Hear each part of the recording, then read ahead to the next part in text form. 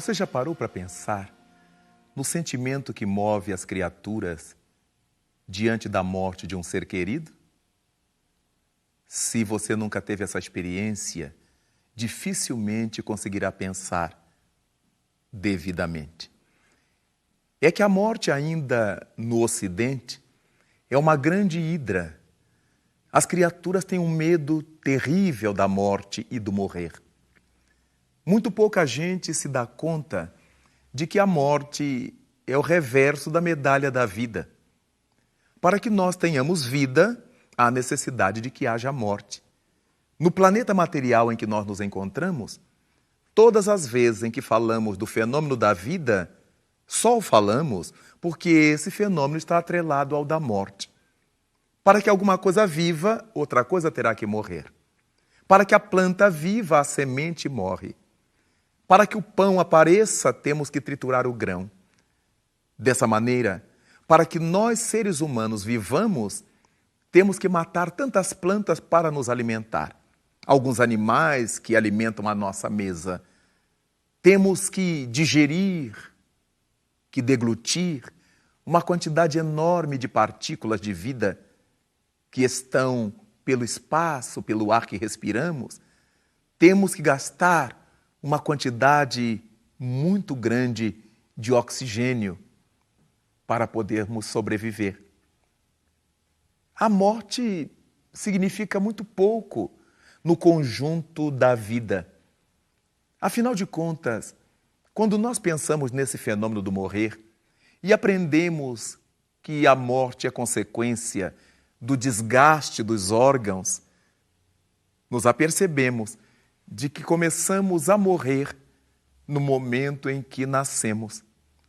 Quando somos dados à luz e que temos que respirar com nossos próprios pulmões, aí começa o fenômeno da queima, do desgaste do órgão, da morte. Quando nós pensamos nisso, então, temos que ver que a morte é um fenômeno hipernatural. Tudo que nasce, morre. Tudo que é matéria no mundo se transforma.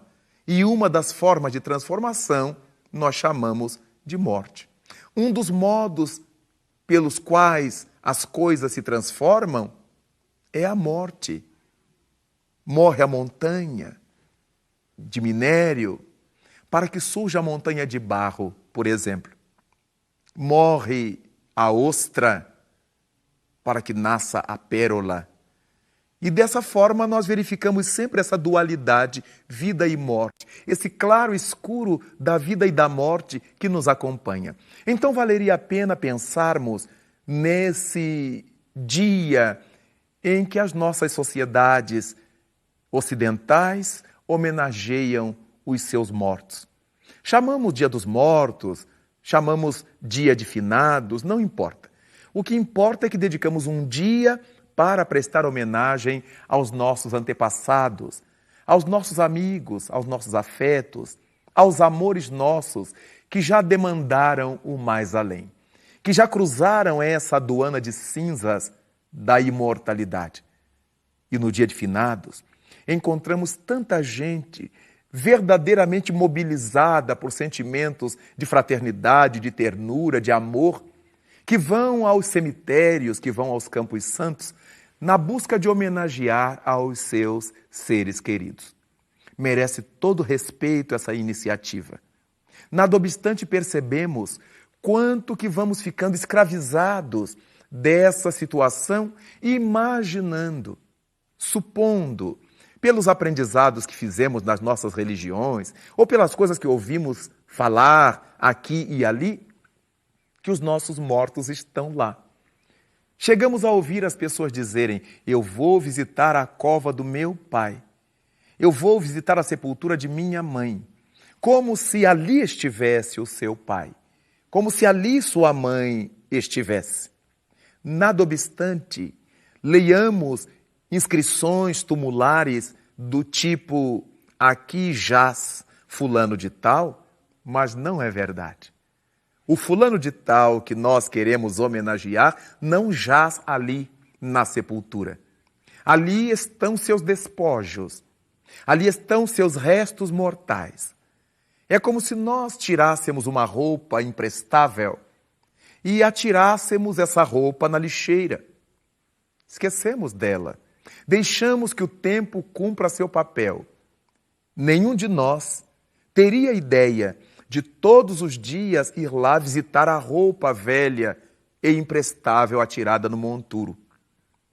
Então, nada obstante esse respeito com que nós cristãos encaremos essa relação com os mortos, com o morrer, por mais que nós estejamos com esse intuito de homenagear aos nossos seres queridos, será muito importante criarmos o hábito de pensar neles vivos. Ali, na cova, na sepultura, não jazem nossos entes queridos. Eles jazem, eles vivem, eles vibram na nossa intimidade, nos nossos pensamentos. Eles se movem no mundo dos espíritos.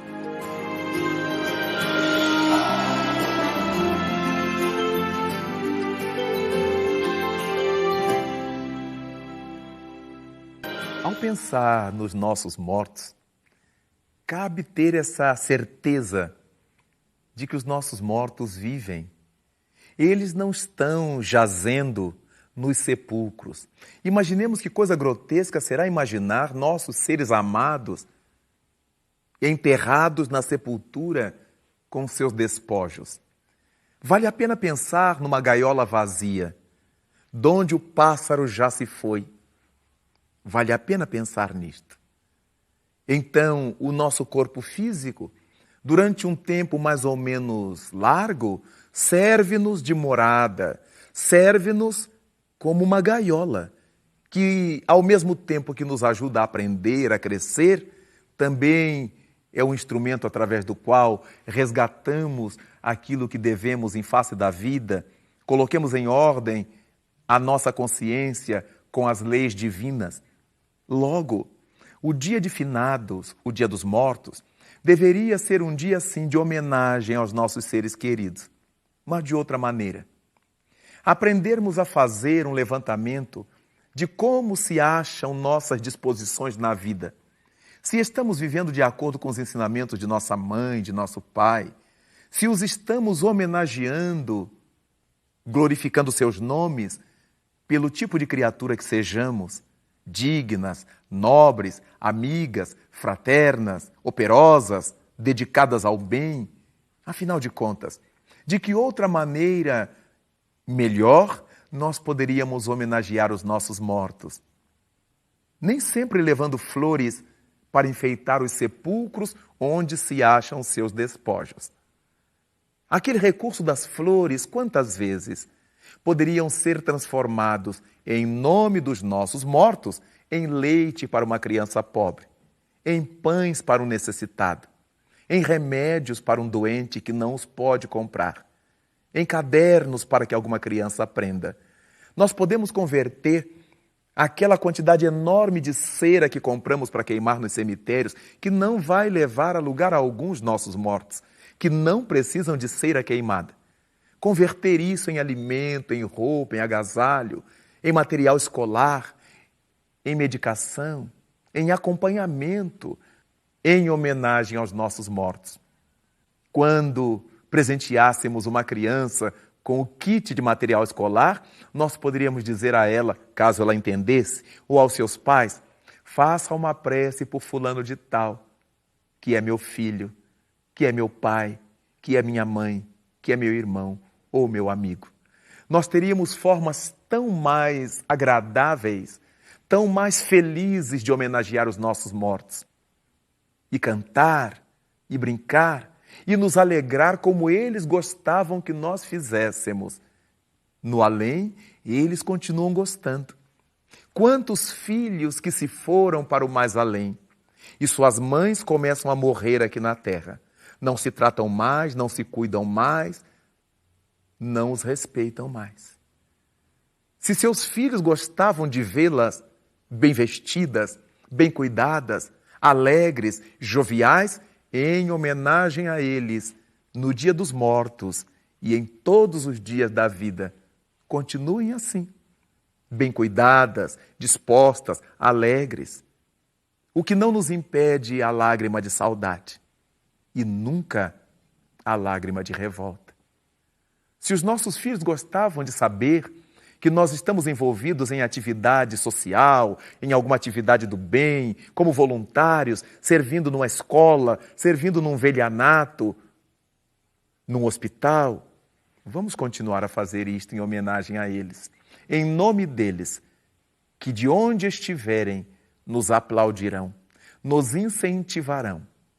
Se tivemos nossos entes queridos desencarnados em situações drásticas, pela drogadição, pelo vírus do HIV ou pelo suicídio, mais motivos temos de rogar a Deus por eles, de homenageá-los fazendo toda a cota de bem que nos for possível em honra deles.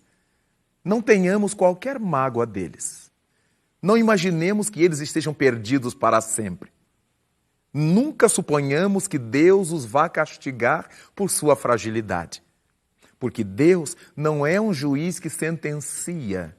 Deus é um pai que ama. E certamente, se nós estamos fazendo as coisas boas para homenagear no dia de finados ou ao longo dos dias do ano os nossos amores que foram para o além por vias naturais ou por alguma enfermidade, o que é que não faremos para homenagear aqueles que saíram de maneira tão triste, tão lastimável da convivência com o corpo físico?